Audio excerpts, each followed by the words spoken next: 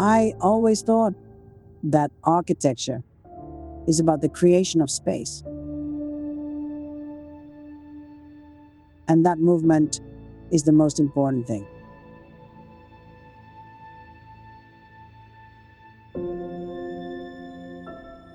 We had a big fire in '81, which destroyed over half of the factories. Since then we had internal firefighters for Vitra. But they were actually people working in the factory or in the offices, but they were volunteering as firefighters. They had a little building. It was a sort of a chalet, and the idea was to create a new one for them.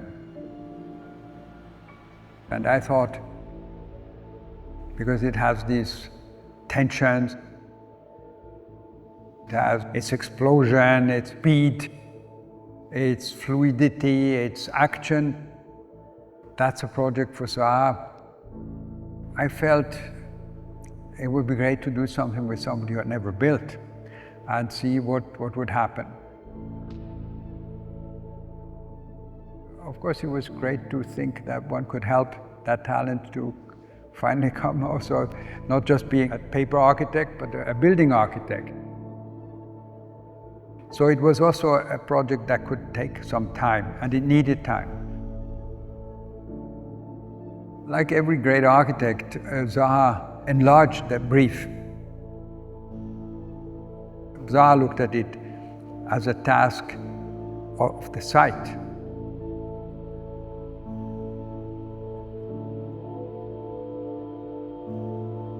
This particular building was the first to really address the issue of how to create a limit to the space. Because before the buildings were just put somewhere where it made sense. And Zaha took up this orientation.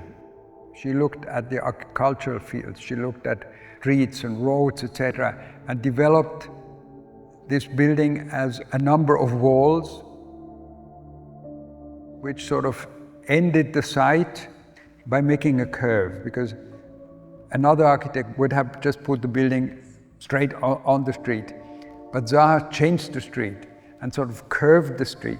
And so when you look down, you see this is the end of the street. So that created a completely different feeling of the site. She sort of carved it out of this landscape. And that was a completely new idea and changed the site.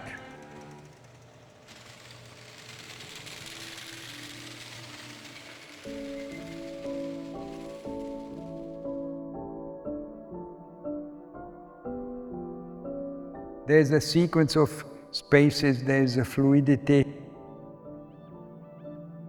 You have also a feeling of being sort of almost floating through it.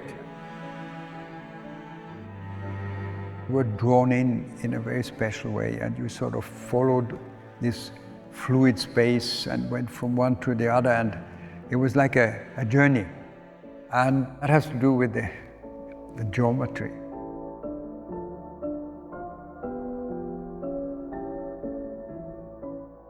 There are these slices that creates a sort of a tensional, and then of course a release of the tension once you are in and understand it.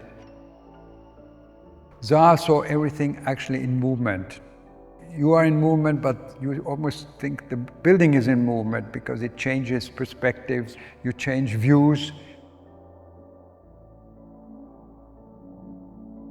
It's not a building where you sleep or relax. This building has a tension that keeps you awake.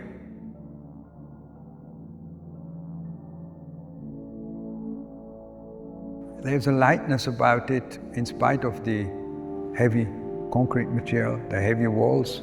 So inside, outside was for her another of these continuums, always together.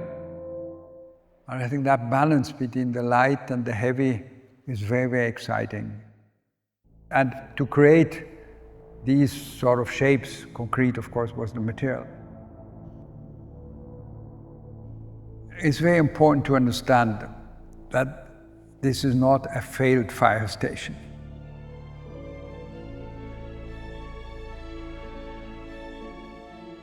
beginning of the 90s, the city thought about an own fire force, and they asked us whether we were interested to share in the fire force. And because these were professionals, it made sense to do that. As a consequence, the fire station was no longer used as a fire station.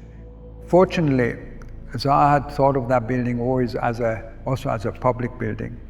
So after we stopped to have our own fire force, the building was first used by the museum. We had furniture installations here, and over time it became a building that is used also by the company. So the building has a new meaning.